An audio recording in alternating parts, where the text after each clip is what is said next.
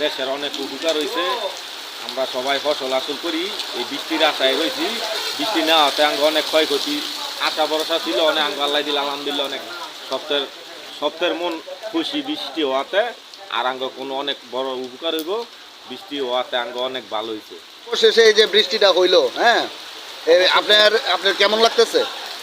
অবশ্যই খুব ভালো লাগতেছে, কারণ এই বৃষ্টির অপেক্ষা ছিলাম অনেকদিন।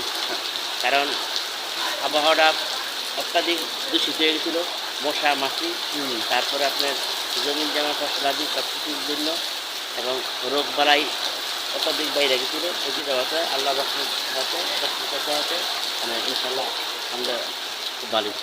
আচ্ছা।